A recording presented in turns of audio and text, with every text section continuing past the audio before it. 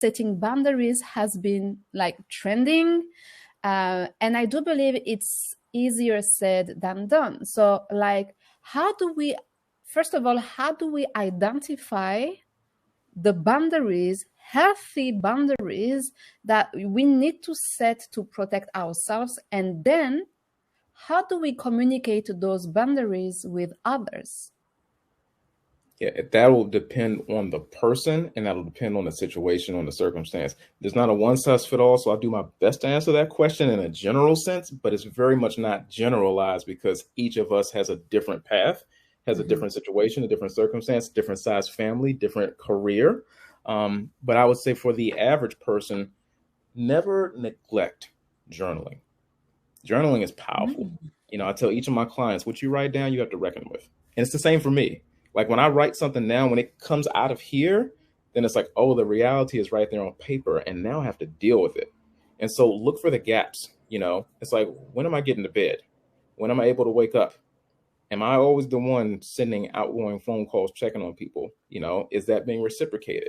When there is a phone call, is it more of a dialogue or a monologue? Am I the one doing all the listening? You know, if it's in a marriage situation, am I always the one who is left with the children?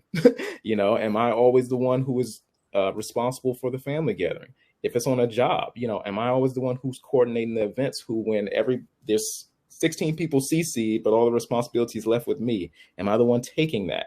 You know, if there's a situation where someone continues to show you who they are, and you're refusing to confront them, why am I refusing to confront these? And so it's just, I'm trying to be general but broad as possible because it's different from person to person. But when you sit down and write down and take an inventory of different situations and different places in your life, and also even with what we eat, that's a whole nother live right there, and see an imbalance. That's where, Mm. if we think about it from a housing standpoint, the best gardens are those that are walled off by a boundary line. I need to actually build up a wall here to keep some things out. And from a community standpoint, what types of people am I allowing in my life? You know, am I afraid to match the energy someone is giving me for fear that they'll go away from me? What is this feeding in me? These are just questions that I work with people to ask themselves, because a lot of times people don't realize our hunger is what drives us, you know, and we Yeah. have to ask ourselves, if I'm staying in a situation that I know is not good for me, that is not suited for me, what is this feeding in me? What am I Mhm. gaining from this?